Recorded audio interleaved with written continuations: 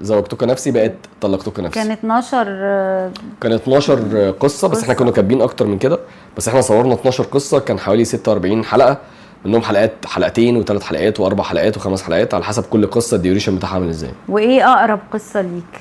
والله بص، هي كل القصص كانت بالنسبه لي عشان انا بحبها قوي، بس اكتر قصتين تعبت فيهم واثرت قوي كان 3. كان الخيانه ودي كانت حلقتين، وكانت التضحيه اللي هي كان فيه اللي عنده مشكله الباركنسون، ودي كانت ساره بتعيط فيها. ساره مراتك؟ لا، هو انا نفسي عيطت في كل الاحوال. انت قلت انا عيطت وانا بكتبها كنت ببكي، وانا بصورها كنت ببكي بجد من غير اي عوامل تانية.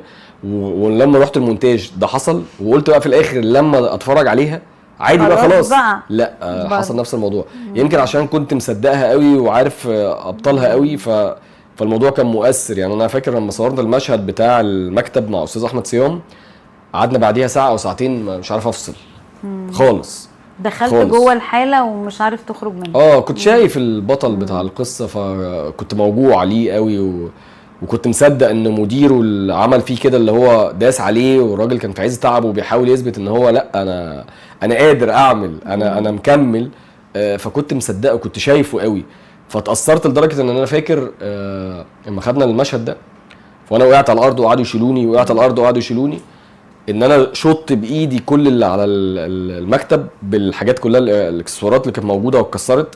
فاستاذ محمد نقلي حتى بعديها قال لي كنت قول لي عشان عايز اخد ده، يعني ده ما بانش قوي، بس انا من كتر ما كنت مصدق وحاسس فلقيت نفسي بعمل كده. ما هو انت عشان مصدق بتوصل لنا بطريقه طبيعيه جدا وانت بتمثل.